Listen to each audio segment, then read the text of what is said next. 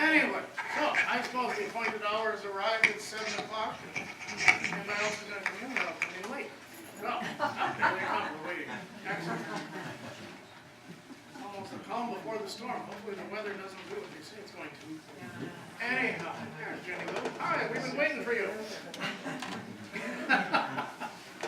Anyway, good evening. Welcome to the lecture tonight. We have, let's see, season 19, and I don't know if anybody was paying close attention. I think we've had 2 season 19s. That's because we had to catch up. We accidentally skipped ahead once upon a time.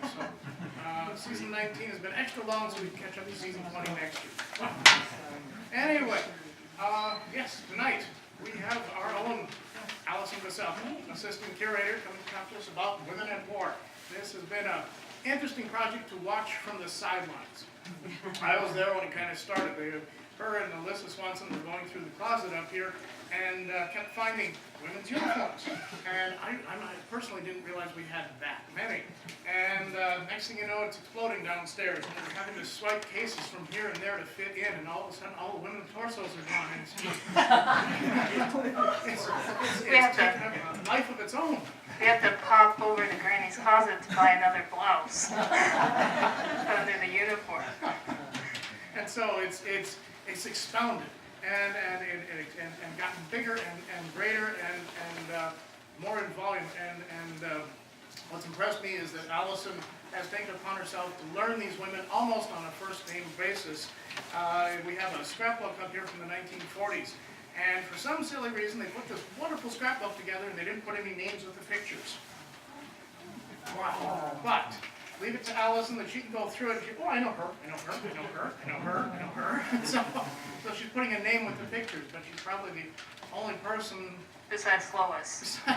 Well, the only person that's almost 100 that can actually do this. And so, but yes, and so let's see, she's made use of our oral history collection. She's made use of a lot of original things that we have here in the museum and has gone searching elsewhere. So it's an incredible project and it's definitely a story worth telling. So I welcome Allison. Oh, thank you. All right, so I guess I'll start with a little bit on my project. Working on it for a little over a year now. And it started out as a Women in War in Barnes County, just specifically Barnes County, and especially in World War II. Well, it's expanded, as you now know. It's expanded throughout the whole state of North Dakota, and spans from World War I to present day. So it's an incredible project and just a lot of women. So let's get started and dig into this. I told Allison I only have 3 hours on the video camera and we hope to be before dawn. All right, so we'll start with our earliest story of women in war, and that's Sarah McClaflin Tooley. She was born March 18th, 1840 in North Royalton, Ohio. So eventually she and her family moved to Michigan, and she met and married Joseph Tooley in 1859. Well, 2 years after they were married, he joined with the 12th Michigan Regiment during the Civil War and took off. And she was left there with her child and her mother. And then news reached her that her husband had become ill with sunstroke. And reports of how he received sunstroke differed. Some say he received it while he was on the battlefield, and other reports say that he received sunstroke when he was on a forced march. But either way, she put her child in the care of her own mother and traveled south to where her husband was recuperating in a hospital. And so she traveled to Texas, and once he basically nursed him back to health, she remained there for the next 2-3 years, acting as a nurse, performing any duties as needed as a nurse. And she would be writing letters, praying with them. She would be keeping them company. And eventually, she returned with her husband back to Michigan. And in the early 1880s, they came here to North Dakota and settled on a farm southwest of Valley City. She had a long and prosperous life. She lived to the age of 102, passed away in 1942. And she was also a part of the Women's Relief Corps as well. So, Do you know what happened to her child? I believe it survived, so, yep. And actually, how long ago was it that we had family drop in that was related to Sarah? 2 years ago? Okay. Yep, they dropped in one summer, and it was really neat to get to meet them. All right, so our next conflict is World War I. So World War I is when we truly see women's role in war start to take off. And Hazel's service actually starts after the conflict in 1918. So in 1918, Hazel was chosen by the General Federation of Women's Clubs, or GFWC, to set up recreation centers for the YWCA overseas. And she was overseas for a year, so she was over there from 1918 to 1919. And during World War I, at one point she was stationed at Toulouse University in France, where she was in charge of the library. And we were lucky enough to have some of her writings about her time there in France during World War I. And one thing she talked about the troops that were at the university is that one of their favorite pastimes was there was this huge globe in the library, and these troops would come and they would point out their hometowns on these globes. So they enjoyed doing that. And when she arrived back in North Dakota in 1919, she was in time to meet President Wilson in Bismarck and got to shake his hand. So the bottom picture I have of her is actually during World War II. Hazel was part of the American Women's Voluntary Service, and she was stationed in New York City as a director of program and extension. I actually found an article on her in 1942. She came here to Valley City to talk about the program and try and hopefully get one running here. And the American Women's Voluntary Service was a group that tried to do what they could for the war. They tried to promote the sale of war bonds and other things as well. So there's Hazel. And a big part of World War I was North Dakota Army Nurses. The Army Nurse Corps, which was created in 1901, really truly proved its worth during that conflict, especially North Dakota women. 225 women from North Dakota alone served in the conflict in base hospitals and camps, overseas and stateside. And 14 are from or connected to Barnes County, and 5 of which actually graduated from the college here.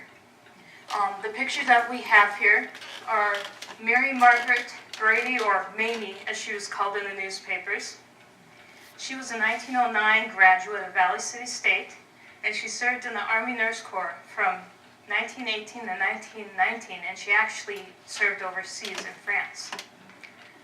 The next person that we have beside her is Esther Andreessen. She was a graduate of Valley City State University, or at that time Valley City State Normal School, in 1910. She served in the Army Nurse Corps from 1918 to 1919 and was stationed at Camp Dodge. And the next woman we have beside her is Laura Barr from Pillsbury, North Dakota. And actually we have her World War I Army Nurse Corps uniform downstairs on exhibit. So, Flora was in the Army Nurse Corps from 1918 to 1919, and she was stationed at Camp Lewis in Washington State. And the interesting story about her is that she actually got ill with pneumonia during that time, but she recovered and she passed away in 1940. So our next women are kind of spaced in between these eras I'm talking about. The Ishams. The Ishams were residents of here of Valley City, but originally Mable Whitmer Isham was originally from Minnesota. She graduated from the Asbury Hospital in 1915 and was prepared to head overseas with the Red Cross as a nurse. In fact, we have her picture from her passport. So she was all ready to go, but she got sick. And for the next 2 years, she did not nurse. Instead, she married Bill Isham. And that picture there is her with Bill. And both her and Bill moved to Valley City, and she had 2 kids, Burton and Ruth. And during World War II, she served as county health nurse. So she would be holding these home nursing classes and also be traveling to schools throughout the area and giving school children their shots. In that bottom picture we have, there's Mable in 1943. So the Ishams, this is Ruth. This would be Mabel's daughter. So Ruth graduated in 1943 from Valley City High School. And she was teaching in Montana before her enlistment in the Women's Army Corps in 1948. And most of what I have on her comes from articles. I have not been able to find out if she's still alive as of yet. But she served in the Women's Army Corps overseas in Italy and Germany. And actually we have her letters on display downstairs as well. And I have records. Actually, the bottom picture is from the Women's Military Museum at Fort Lee, Virginia, and that was taken in the 1970s. So she was at least in service up to the 1970s. So that's a period of at least 30 plus years. All right, World War II. So World War I, we see the beginning, but World War II is where women's role in military truly takes off. And it's not just women in military, as we'll talk about later. And women's role in military were spaced in several different groups. There was the Women's Army Corps, the Navy Waves, the United States Marines Women's Reserve, and the Coast Guard SPARS. Oh, yes, thank you for reminding me. Women's Air Service Pilots, or the WASPs. There's Marion Lyons Clover. She was a museum volunteer here, and actually we have 5 of her uniforms on display downstairs. She was from Eckelson, North Dakota. She enlisted in December of 1943 and was assigned to the Air Transport Command. She was stationed in Great Falls, Montana, and then eventually was sent overseas to North Africa. And to quote a Times Record article, she was a typewriter commando. So she was stationed in North Africa for the duration of her service, and she served, of course, as a secretary typist. And, of course, after her discharge, she re-enlisted and was sent to Japan before returning stateside. She ended up working at a Air Force pay office during the Korean War. In fact, there's an interesting story that since Marion served 10 years with the AirWAC, or Women's Army Corps, she actually transitioned. She was in that period of transition from the Air Corps to the Air Force. So we start to see that change. But Marion went to visit a lot of places. She was in the Azores, the Philippines, and she was in Italy. She played in a WAC basketball championship when she was in service. And in fact, they won the game. All right, so our next WAC is Elizabeth Haagenson Gates, and I think this is one of my favorite stories I like to talk about. She was originally from Jamestown and graduated from the college here in Valley City in 1935. She was one of the first 3 North Dakota women to enlist in the Women's Army Corps, and of course another one was Merle Fauna Smith of Wimbledon. But she served as an intelligence briefer, and that meant that she was responsible for getting up-to-date information on enemy troop movements and positions, and then she would be reporting to generals Hap Arnold, George Kenney, Eisenhower, and even briefing the President Roosevelt. So she traveled extensively between the Pacific and Atlantic theaters of the war, and in fact she was in a group with Eisenhower that were the first to see the liberation of the concentration camps in Germany. So United States Navy waves. Judy McFarland was a Valley City High School graduate in 1943. And when she went into service, she was trained as a link trainer instructor. So as a link trainer instructor, she would be teaching pilots how to fly it was a cockpit set on a swivel, and you can kind of see that behind her in that top picture. And the pilot would be sitting in there, and she'd be sitting at a desk with a headset, and she would be basically telling him certain atmospheric conditions, a location, and the pilot would be trying to fly. So it was a nerve-wracking experience for the pilots, as far as I've heard. But Judy was among the first contingent of waves to arrive overseas. Before 1944, waves weren't allowed to serve overseas. But 1944, a bill was passed that allowed them to serve overseas. And Judy actually ended up serving in Oahu, in Hawaii, as a link trainer instructor. So she was stationed in Atlanta, Georgia, New Orleans, Louisiana, and Oahu. And she was discharged in 1946. So, our Women's Marine, Frances Hartle Hitz. She's originally from New Rockford, but got her teaching degree here at the college in 1937. During World War II, she enlisted in the U.S. Marine Corps and was stationed first at Eagle Mountain, Texas, and then at Camp Pendleton, California. And when she was in service, she was head librarian and motion picture technician, and she was honorably discharged in 1945.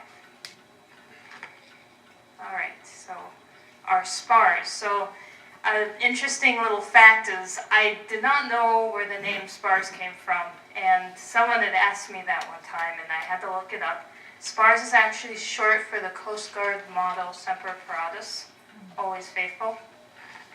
So these are two of our 6 Barnes County and connected to Barnes County spars. The first is Juliana Jordan Colstow. She enlisted in the Coast Guard spars in June of 1945, and she took her training at Manhattan Beach, New York. And while in service, she served as secretary to the Navy chaplain for the Coast Guard in San Francisco, who was Father Guerra. And she was honorably discharged shortly after her marriage in 1946 to Martin Colstow, who was from Valley City. And both, when they returned from the war, settled down here in Valley, near the college, and went to school, and attended the school using the GI Bill. And our second spar there is Luella Isaacson. She was originally from Foreman, and graduated here from the college in 1940. She taught for a few years, and then ended up enlisting in the spars in 1943, and she served in New London, Connecticut, as a cryptographer. So she was trying to decode enemy messages while she was in service. And she was honorably discharged in 1945. All right, and here's our women Air Service pilots, Viola Thompson Mason. She was originally from Norma Township, near Fingal, North Dakota. And eventually her and her family moved to Fargo, and in 1939, she started flying airplanes at Hector Airfield.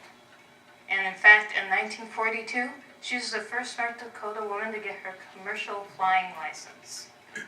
So not long after she got her commercial flying license, she ended up joining the Women's Air Service pilots. And she entered in 43, and she finished training later that year. And while in service, she was stationed at Camp Davis in North Carolina, as well as Camp Stewart in Georgia. And she was towing targets for practice gunners. So that was actually a very dangerous thing to be doing. And this is one of the pictures I found of her, a really great picture. That's her standing on the far right. And that's when she was stationed at Camp Davis as a target tower. All right, so nurses in World War II. So the Army Nurse Corps and the Navy Nurse Corps both found their roots prior to World War I. The Army Nurse Corps starting in 1901 and the Navy Nurse Corps starting in 1908. But during World War II, a new program was created and instituted in 1943 called the Cadet Nurse Corps. And it would train women for possible military service. All right, and so this is probably our biggest section, our nurses. Olson Christianson. In fact, we have her Army Nurse Corps uniforms downstairs on display. She's originally from Litchfield, and she enlisted in the Army Nurse Corps in 1941. And she was stationed at Fort Lewis, Washington on December 7th, 1941, the day that Pearl Harbor was attacked. And actually, her children have come in. She had wrote her memoirs of her time in service, and she remembered that night, this night of December 7th, she was on duty, and she was carrying a flashlight with blue paper over the cover as they were in the blackout, for fear of possible Japanese attack. And she was afraid her patient would die, so she was constantly checking his pulse. So she remained stateside until June of 1943, and then she boarded the UST Willard Holbrook and bound for areas unknown. She had no idea where she was going. But in 1944, she had been stationed at Port Moresby in New Guinea. She got to meet John Wayne. So she said he was with two women. She didn't know who the women were, but she was really excited to meet John Wayne. So not only was she in New Guinea for her service, she was also in Australia and the Philippines. And while she was stationed in the Philippines, a hurricane had hit, and she was trapped in a tent with her patient. And by the time they had managed to get the tent off of them, her patient had passed away. And it was a very sad thing for her to go through. And when she was stationed at the Philippines as well, she eased back on the use of atribine, which would have been used to ward off malaria, and she ended up catching malaria. And she was sent back stateside to recover, and she was discharged in 1946 from Army service. All right, Lois Anderson Rasmussen, and we have her Navy Nurse Corps uniform downstairs. She's originally from Litchfield, North Dakota, and entered the Navy Nurse Corps in November of 1942. Her first years in service were spent stateside in Farragut, Idaho, and Long Beach, California, and then eventually she ended up going overseas to Hawaii, where she was stationed at Ahea Hospital in the Hawaiian Islands in 1944. In fact, she wasn't the only North Dakota nurse stationed there as well. There were three others there. Frances Coons of Foreman, Marion Glendenning of Pembina, and Cecilia Housejaw of Pekin. Sorry about that. In accordance to Navy policy, saying that nurses could serve no longer than 18 months, she had to return stateside to finish off her duty with the Navy Nurse Corps. And to finish it off, she was stationed at Portsmouth, Virginia. And she was honorably discharged in January of 1946. All right, the Cadet Nurse Corps. So the Cadet Nurse Corps program was created in 1943. And the program was initially meant to train women for 3 years for the possibility of them entering military service. The government paid for their tuition, furnished them with uniforms, and they were basically given free room and board. Here at Mercy Hospital, they stayed at the nurses' dormitories on the hospital grounds. There's a book called Your Country Needs You by Thelma M. Robinson, and North Dakota graduated a total of 1,680 cadet nurses, having 16 hospitals in the state to take part in the program.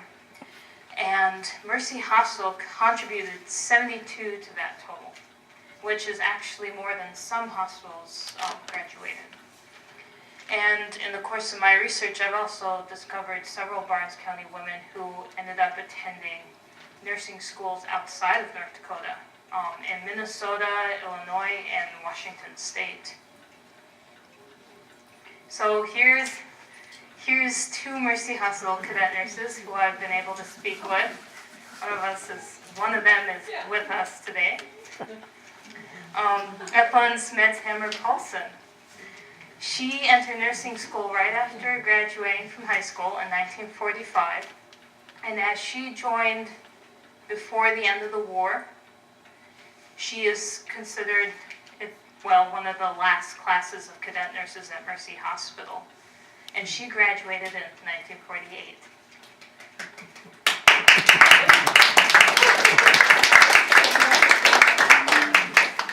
And the other cadet nurse I got to speak to is Rebecca Connect Lutz. And Rebecca was actually in the same class as Eckelson. And she entered in 45 and would have graduated in 1948. So here's some more Mercy Hospital cadet nurses whose names you might recognize. Opal Dodson Spiker. She graduated in 1946 from Mercy Hospital. And Dorothea Rasmussen, she graduated in 1946 as well. And Isabel Boos Peterson, and she graduated in the same class as Rebecca and Eckelson in 1948. And in fact, we have Isabel's student nursing uniform downstairs. And these are our Barnes County cadet nurses who attended school outside of Mercy Hospital. We have Esther Framstead, and she attended Lutheran Deaconess Hospital in Minneapolis, Minnesota, graduated in 1945, and she graduated from the high school here in Valley City in 1941. Ruth Wicks was a graduate of Green School, and she graduated from St. Luke's Hospital in Fargo in 1945. And Winifred May Dwyer, she attended Bismarck's St. Alexius Hospital School of Nursing and graduated in 1945. So cadet nurses who became Army nurses. So, as I mentioned before, the government trained these women for possible military service. And these are two such women that ended up going into military service. Agnes Savage was originally from Litchfield. She ended up going to nursing school at the University of Minnesota and graduated in 1944. She served in the Army Nurse Corps from February 1945 to July 1946, and actually served overseas in Oahu and Korea. And Helen Moffett. She was a cadet nurse at Mercy Hospital, graduated in 1944, and she ended up enlisting in the Army Nurse Corps a year later, 1945, and after training was stationed at Fort Leonard Wood, Missouri. She was discharged in 1946, and after the war she returned here to work at Mercy Hospital. And we have our Red Cross, one of our several Red Cross workers, Alma Chalankir. And the story about Alma is absolutely fascinating. She was born in Barnes County and received her education degree here in Valley City. After the death of her husband, shortly after World War I, she threw herself into relief work and spent most of that relief work overseas. She was in the Middle East for most of the early 1920s. During the 1930s, she ended up working with the Works Progress Administration in Chicago and Minneapolis. So I know there was an incident I was reading in the newspapers that she was wounded by gunfire in the Arabian Desert, and that's what made her return stateside to work with the WPA. And then eventually she joined the Red Cross. And in 1943, she won the coveted title of Assistant Club Director for the Armed Forces overseas in the China, India, Burma theater. So she was in charge of setting up these Red Cross recreation camps overseas. And there's actually a picture of her in the newspaper of her talking with a soldier about ordering a piano to be sent there. So after the war, she actually helped our country in other ways. She did research for the Department of Defense and served as a political analyst for the United Nations. So she lived a very long life and just incredible woman. All right, so this is the other section of women in World War II. Not only did women serve in military, but women helped their country in any way that they could, whether it was government jobs or on the home front as Rosie the Riveters. All right, so our first set of Rosie the Riveters actually were Rosie the Riveters for only a year. Mable and Bernice Huseby, originally from Nome. And let's see, I think Bernice is on the right there. No, on the left, and Mabel's on the right. In 1943 to 1944, they were employed at Bendix Aircraft Corporation in Chicago. And there's actually pictures of them leaving for Chicago with their mom. But in late 1944, both girls joined the Navy Waves. And after talking to Mabel's daughter, I found out that Mabel was only in the Navy Waves for 2 weeks after a severe case of seasickness. So she returned back to Valley City and actually worked at the courthouse. And let's see, let's see if I can point her out. She's right here, if you can see the mouse. Yeah, so I think that's a really neat picture. All right, so this is our next Rosie the Riveter, and she too went into service. Wanda Johnson. She was a 1939 graduate of Valley City High School, and she attended the college here in Valley City for a short time. Instead, she ended up leaving for UND, where she took a course in aeronautical drafting, and she was actually the only girl in that class. So it was all men, and she was the only woman. So afterwards, she was employed in the drafting department of Curtiss Airplane Plant in Buffalo, New York. And there was an article in the paper called Slacks But No Slacker. There was a picture of her that appeared in a Buffalo, New York newspaper of her wearing slacks. And I was able to manage to track down that article in the picture. So it was really neat. But she joined the Navy Waves and ended up being an aerographer's mate, doing weather research in Washington, D.C.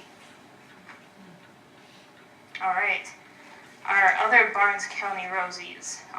Rhoda Graswick Pomplum. In 1942, she went to work with her family in the Charleston shipyards, specifically her sister she went with. And a year later, in 1943, she was among 3 women to receive a maritime commission for her welding. And in fact, there was a part in her memoirs that her daughter sent me that I'll read for you here. Mom said her lead man was as tough as they come, and she respected him. One day, while inspecting her welds, he looked at her and nodded. It was the greatest compliment he ever gave.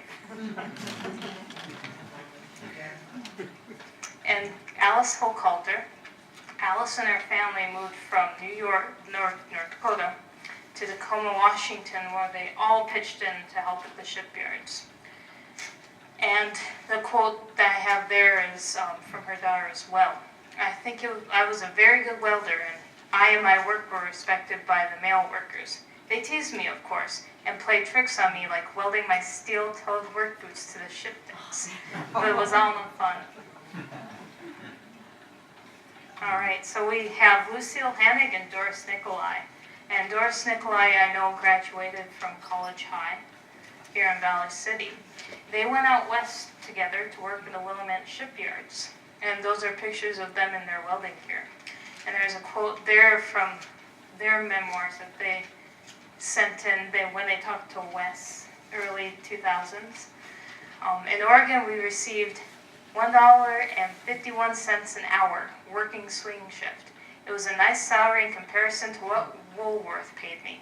35 cents an hour. All right, so this is another fascinating story to come out of my research project, and that's Harriet Zetterberg Margulies. And she was a graduate of the high school here in Valley City in 1927 and attended the college here. Eventually, she attended the University of Wisconsin and received a scholarship to Yale. So she was incredibly educated, very smart. By 1944, she was sent to England with the legal department of the Economic Warfare Division, which was a department of the State Department. In 1945, then she was transferred to the Council for the Prosecution of War Criminals. And one thing I forgot to mention is when she arrived in England in 1944, it wasn't too long ago after that she arrived that her mother received news that she got married. And she married Daniel Margulies, who was with the War Crimes Commission. And there was kind of a rule not to fraternize. And they kept their marriage kind of a secret to the rest. But Harriet, as a Nuremberg trial lawyer, she was in charge of assembling a case against Hans Frank and Julius Streicher. And Hans Frank was a governor of Poland, and both of them were big in the Nazi regime. The picture there's a story to that picture. She's sitting in the lower left corner, and the man standing beside her was reading her brief. As a woman, she could not read her brief. So she put all this hard work into this, and she wasn't able to give her brief. After the war, she continued her legal career for a short time, but her husband's political career took off. In fact, he was an ambassador to the Congo in 1960, and she was a mother and an ambassador's wife, throwing a lot of parties and playing a lot of bridge, as far as I've heard. All right, so here's our other Nuremberg trial lady, Annabel Grover. Her married name is Stover. I always like to point that out. It's kind of interesting. She was born in Leal, North Dakota, so she was born in Barnes County and eventually moved to Hannaford, North Dakota. She graduated there in 1937 and attended the Jamestown Commercial College. It was there that she received the skills that she needed to go into the field that she was going to go into. She took the civil service exam in 1941 and ended up taking various secretarial positions in Washington, D.C. She was with the War Department and military attaché. But eventually in 1944, she was actually sent to Bletchley Park. And while at Bletchley Park, she was one of several girls who would be decoding messages and giving those messages to the right authorities. Afterwards, towards the end of the war, she was transferred to act as secretary to one of the chief prosecutors of the Nuremberg trials, and returned to the U.S. Not long after the trials ended. She worked for the CIA and worked there until her marriage in 1947. All right, Lorraine Meinhardt. She was a 1938 graduate of the high school here in Valley City, and she entered a special radio training program at UND in 42. This training would actually lead her to Oak Ridge, Tennessee, where she assisted in the production of the atomic bomb. While there, she was assisting chemists in the lab, and she was operating a cyclotron. So it's kind of interesting to think that a Barnes County woman had that kind of connection. All right, the Korean and Vietnam War. This period, we see less women joining the military. It seems less patriotic as well. Less people joining out and helping out in any way that they could. But there's also new opportunities for women in education and in the career fields as well. So our first Korea-Vietnam woman is Helen Arduser. And she was originally from Marion, North Dakota, and was a graduate of the college here in Valley City, I believe in 1939.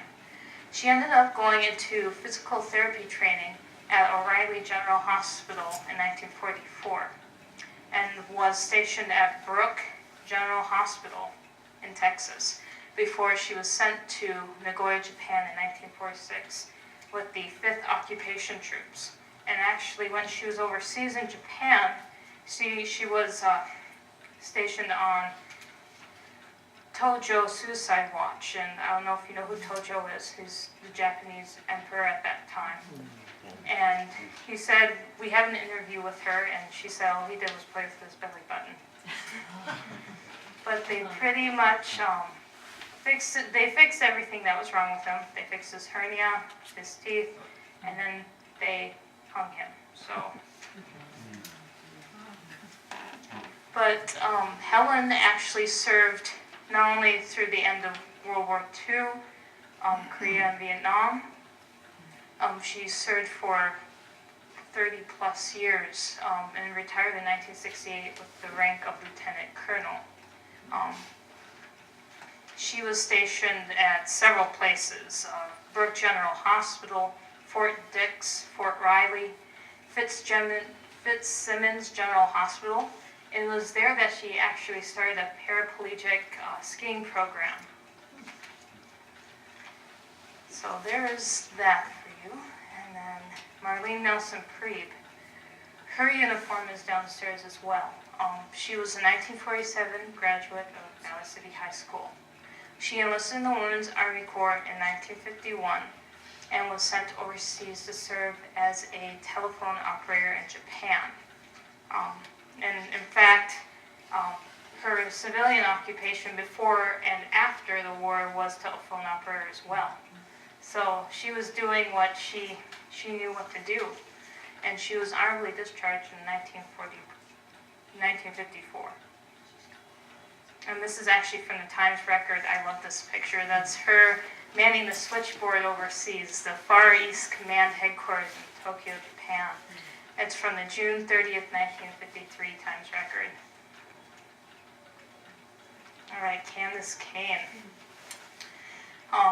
She enlisted as a woman in the Air Force on August 15th, 1969, and she got her training at Lackland Air Base in San Antonio, Texas, and ended up taking further training in the personnel field or human resources at Kessler Air Force Base in Mississippi. She was stationed afterwards, after that training period at Lackland again, and she served in the military pay office. Eventually, she was transferred to Elmendorf Air Force Base in Alaska. And Elmendorf Air Base was part of the Alaskan Air Command, and their aim was to protect the U.S. from Russia at that time. So she ended up re-enlisting and was stationed for a short time at Lowry Air Force Base in Colorado. She left service when she discovered that she was pregnant, and in all served 4 years and 2 months with the Air Force. And I mean, she told me a lot about women in war at that period, how they had to look. When she was stationed in Alaska, they had to wear skirts all the time, unless it was below zero. Then they could wear pants. But otherwise, they wore skirts at all time. Their hair had to be a certain length as well as their skirts, and their hair had to be at least above the collar. No women were sent overseas during Vietnam unless they were nurses. At least that's what she told me. And while she attended UND after her service, and she could notice that the students there weren't happy with Vietnam and the military in general. So it's kind of interesting. I talked to her for 2 hours. It was a wonderful talk, and she got to tell me a lot about women in war during that period. Did she say then, did she not tell people much that she was in the service? Oh yes, yep. She said that they called them basers, and she did mention that, you know, that she was a baser herself. So. All right, 1980s to present day. So these are kind of our present day women. They now have a more substantial role in the military, meaning that they can perform combat duties on the battlefield. So this is our first lady, Tracy Martinez. She was a 1984 graduate of Valley City High School, and after graduation attended the Med Center 1 School of Nursing in Bismarck. She decided to join the USA Reserves in 1989, and in the summer of 1990 went into basic training. She was assigned to the 311th Evacuation Hospital, which was headquartered in Bismarck. In December of 1990, her assigned unit left for McCoy, Wisconsin, where she was taking training, and the training was related to Operation Desert Shield. After training, her unit was sent to Saudi Arabia, and she remained in service until 1996. And there's some neat pictures that she sent me. The bomb picture is when she came back to North Dakota, but this picture right here is of a tent city that she stayed at while in Saudi Arabia. She sent me some memoirs of her time, and this quote stuck out to me. At night you would lay on your cot and never really sleep. You hear everyone walk by and helicopters overhead. Sand and bugs and more sand. You shower and still sand will be on you. Did I mention the sand? And Nicolette Lentenmeyer-Daschendorf, and we actually have her uniform downstairs as well. Nicolette enlisted in 2000, and as far as I know, she is still in service. So she's been for 18 plus years, or 18 years at least. She took basic training at Fort Sill, Oklahoma, and further training in human resources at Fort Jackson, South Carolina. And after training, she returned home, and she does drill on the weekends in Valley City with the 141st Engineer Battalion.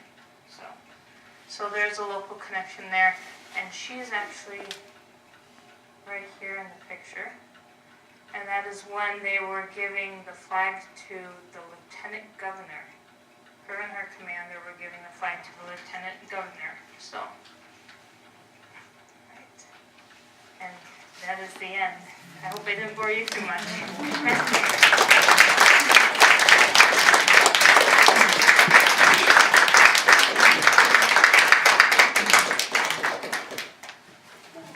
Questions? Oh God. Anyone have any questions? That's only a fraction of what I found out. It was hard to pick and choose who to include and to not.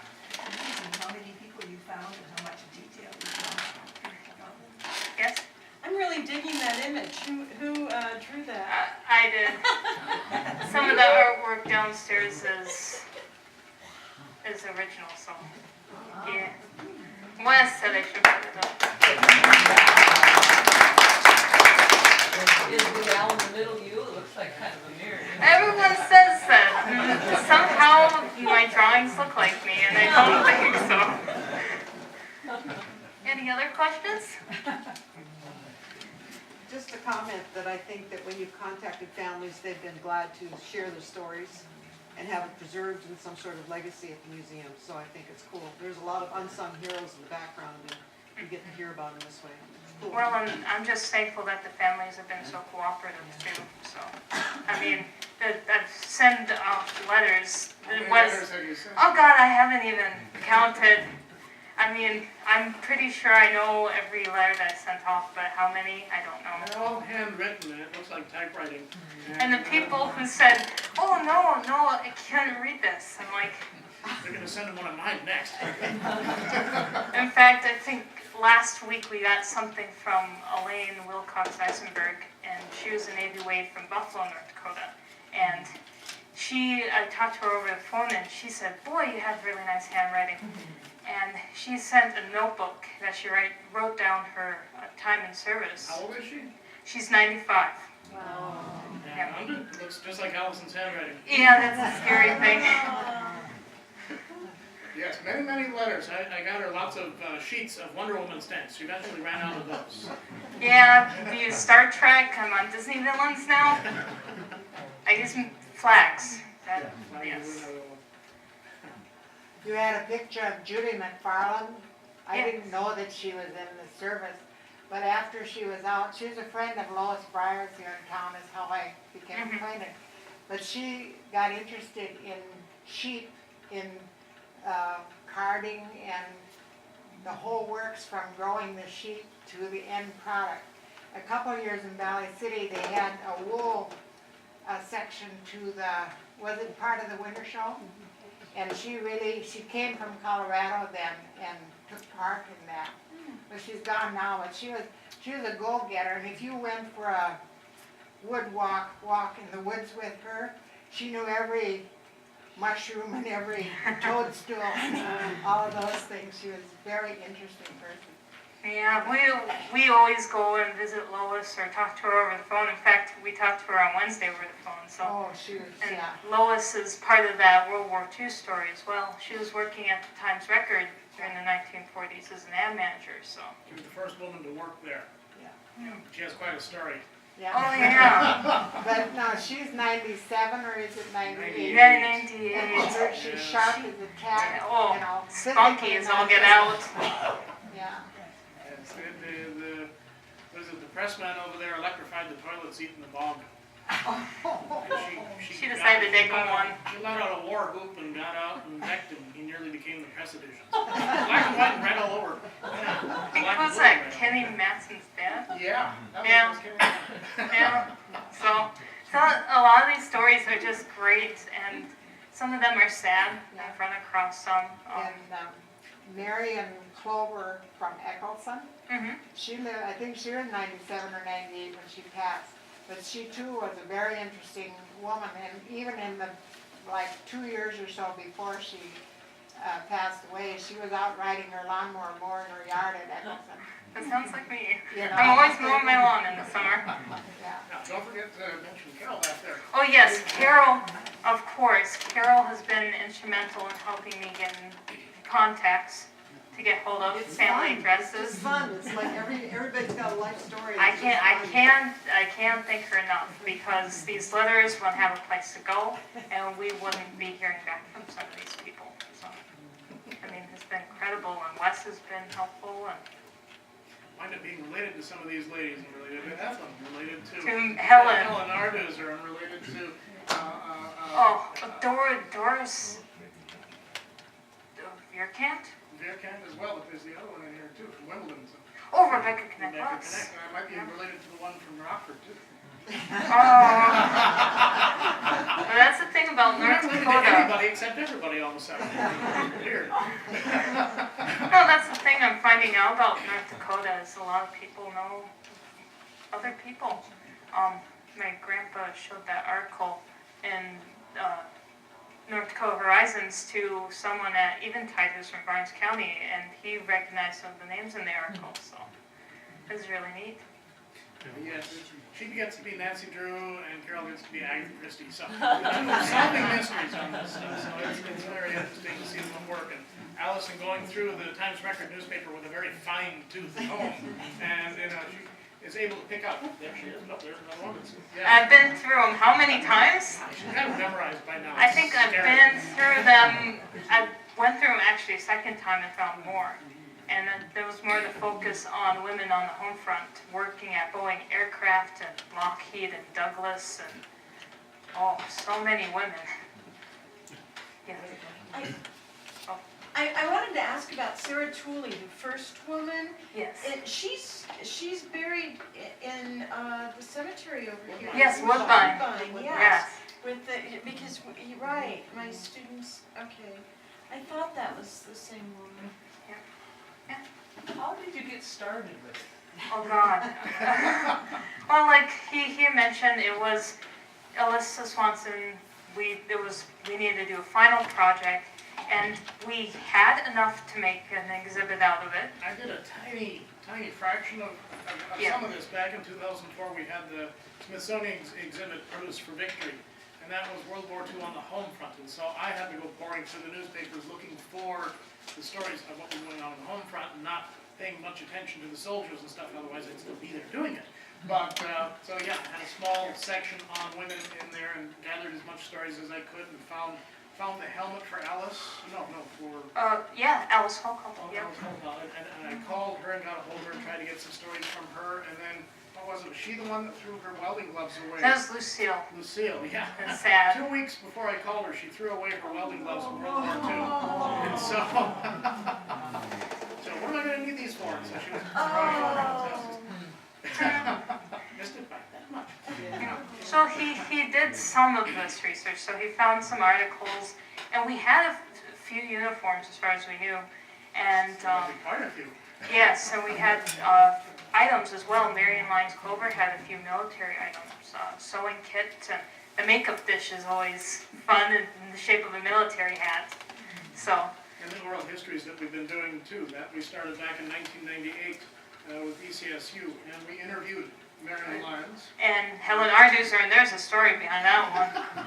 We almost lost that, well, that one we thought was lost to us. Yeah, Helen Arduser is a distant cousin of mine, and we interviewed her here, and I think they're all on VHS. Well, at that time, I think we had a student from BCSU who was going to annotate our videotapes for us, and took a bunch of them and graduated and probably threw them away. And so we were looking high and low for Helen Arduser's videotape for better part of a decade or thereabouts. And I was kind of going out of my mind because on there's some family history that I was trying to find as well. And I contacted her nephew, and he didn't have it. And her other nephew passed away, and he didn't have it, and his stuff. And so finally I pestered again, and they got a hold of their sisters, and one of them helped clean out Helen's house when she passed away. And they found the copy that we gave her, and it came back. And so that's how she got to meet Helen Arduser and hear the story of her on Suicide Watch with Daniel Tojo, and just playing with his belly button, really by himself. Yeah. And what was it, the story of... Oh, the paraplegic skiing is very funny how she mentioned it. Oh, she said that just gimp up the hill and push him down. The way that she says, all these women seem like such spitfires, and I wish I had been able to meet Helen and Marion and a lot of these other women. And in some cases I have, but in some cases I've missed out. So. You mentioned the name, was it Mable Isham? What was her first name? Yeah, You Mable. know, I can remember her, I was in, very young, first grade, I think. And she was coming around with the doctor to the country schools and like Sanborn and all around because she was the county nurse. I didn't realize she had all that background of having been